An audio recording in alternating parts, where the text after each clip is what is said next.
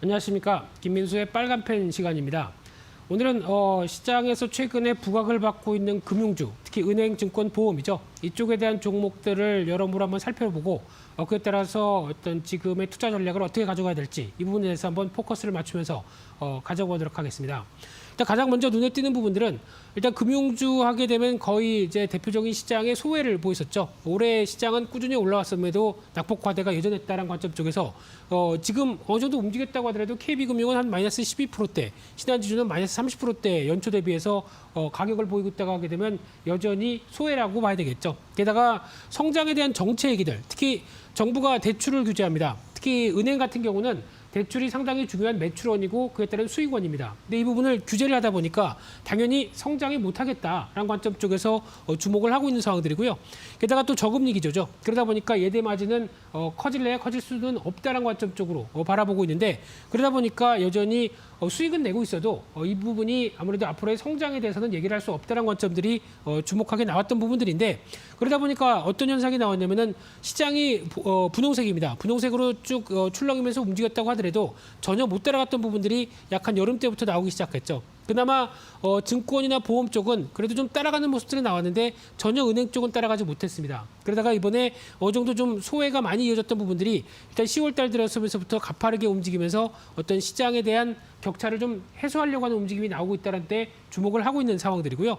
그러다 보니까 최근 들어서 금융주에 대한 변화 요인을 보게 되면 일단 성장주는 좀 부담스럽다. 그러다 보니까 가치주 쪽으로 시선이 전환되고 있는 과정이었죠. 그러다 보니까 기관 쪽에서도 시장 소외주 쪽으로 관심을 가는 과정들이었는데 그러다 보니까 이제 저평가가 눈에 띄죠. 그리고 이따 보시면 아시겠지만은 뭐 PER 5배 이하는 거의 다 이런 모습을 가져가고 있고 배당 메리트가 또 부각되죠. 웬만한 금융주들 5%대는 다 배당한다. 이런 관점들인데 그러다 보니까 이제 보험주 같은 경우도 어떤 시각이 있었냐면은 코로나19 때에 따른 수혜다. 왜냐하면 코로나19로 인해서 사람들이 이동을 안 하죠. 그러다 보니까 자동차도 멈췄습니다. 그런 관점 쪽에서 상대적으로 손해율이 떨어지다 보니까 2분기 실적이 좋았고 3분기도 당연히 좋겠지. 이런 흐름들이 나오고 있다고 봐야 될 것 같고요.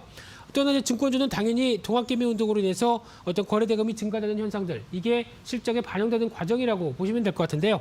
그러다 보니까 가장 먼저는 은행주에 대해서 실적 흐름들을 한번 살펴보게 되면요.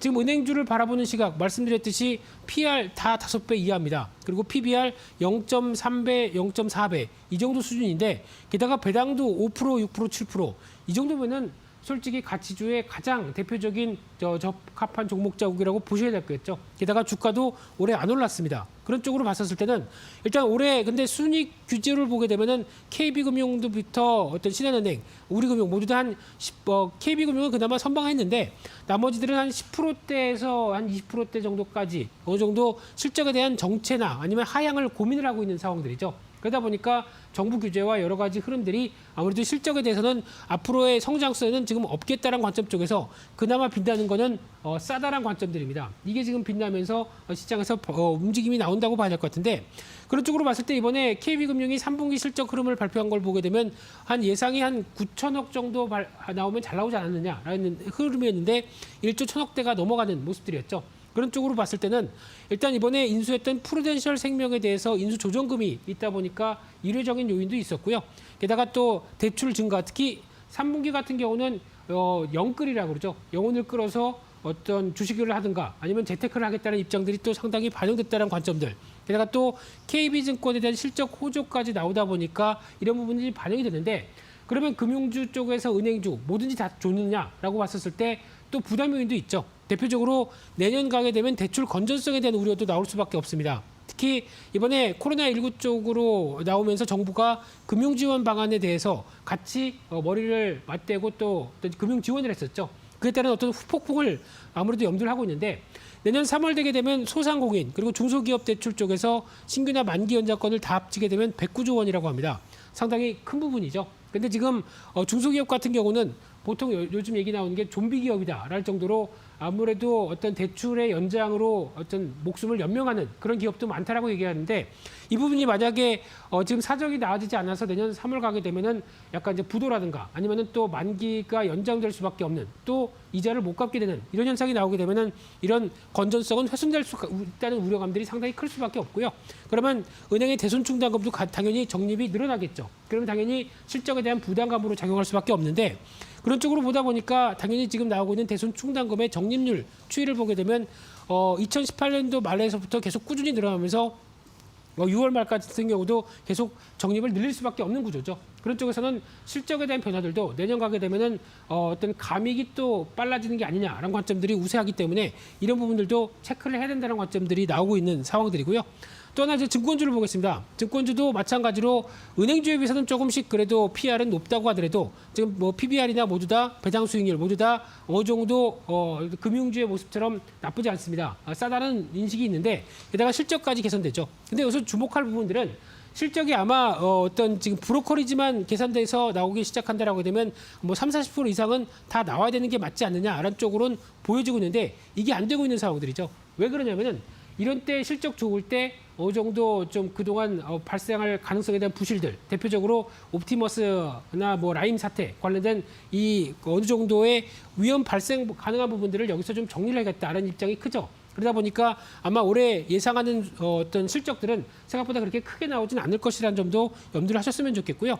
그러다 보니까 또 신용이자도 규제를 하죠. 그리고 거기다가 양도세 관련된 쪽은 아직 결정이 안 났습니다. 게다가 또 시장 동력이 약하게 되면 거래대금이 또 흔들리게 되겠죠. 게다가 말씀드렸던 이런 여파들로 보게 되면 증권주에 대한 실적 흐름들을 그대로 다 몸소 가져가기는 부담 요인도 있다는 쪽도 눈에 띈다고 봐야 될 것 같고요. 마찬가지로 보험주입니다. 보험주도 생각보다 실적들 다 좋습니다. 생명보험회사, 특히 손해보험회사가 더 좋죠. 말씀드렸던 이유들 때문에 자동차의 이동이 좀 덜했다는 이유들 때문에 올해 실적은 좋아질 걸로 보여지고 있는데 게다가 또 마찬가지로 PBR 그리고 또 배당 수익률까지 그렇게 크게 떨어지는 모습들은 없습니다. 하지만 주가가 못 가는 이유 중에 대표적인 흐름들이 일단 지금 저금리 기제도와 보니까 보험사는 자금 운용을 해야 되는데 이쪽에 대한 위축세가 계속 나올 수밖에 없죠. 게다가 보험료 개편이라는 얘기가 계속 정책적으로 나오는 흐름들이 되기 때문에 아직까지 위축돼 있고요. 게다가 또 중기적으로는 자율주행차 시대가 들어오게 되면은 손해율은 크게 감소가 될 수밖에 없겠죠. 이를 어떻게 변화가 이어가느냐 알아보는 분들이 가장 큰 숙제로 남을 수밖에 없다는 점도 중기적으로는 꼭 손해보험주 쪽에서는 확인해야 되지 않을까 생각됩니다. 그러다 보니까 지금 이제 눈여겨볼 수 있는 투자 전략으로는 단기적으로는 한 단계 레벨업이 계속 시도가 될 가능성이 높다고 보여지고 있는데 중기는 아직까지는 저항권 쪽에서는 오히려 수익을 확보하는 전략들이 좋겠다고 보여지고 있고요. 이 배당 수익률보다는 일단 시세 차익이 5% 배당 수익률을 보여주고 있는데 시세 차익이 10% 났다. 그러면 차라리 이걸 챙기는 게 좋겠다고 보여지고 있습니다. 왜냐하면 배당은 내년이죠. 그러다 보니까 아무래도 앞으로 발생할 수 있는 리스크 같은 경우도 여전히 남아있는 상황이기 때문에 또한 가장 중요한 부분들은 중기적 성장이죠. 이쪽에 대한 고민은 필요하다는 관점 쪽에서 일단 한 단계 레벨업 되면은 챙기고 보자라는 쪽도 가장 중요하게 고민해야 될 걸로 보여지고 있고요. 그러면 이제 종목 중에서 두 종목을 골랐습니다. 또 몇 차례 말씀드렸던 한국금융지주인데요. 이쪽은 실적도 좋아지지만 카카오뱅크 지분 계속 말씀드렸었고요. 그 중에서 실적 대비 그리고 PBR 그리고 또 수익률 모두 다 그렇게 크게 떨어지지 않는 관점 쪽에서 아마 내년을 바라보고 조금씩 모아가는 관점들 나쁘지 않다라고 보여주면서 목표가는 1차로 9만 원대, 손절가는 6만 5천 대로 말씀드리고 싶고요.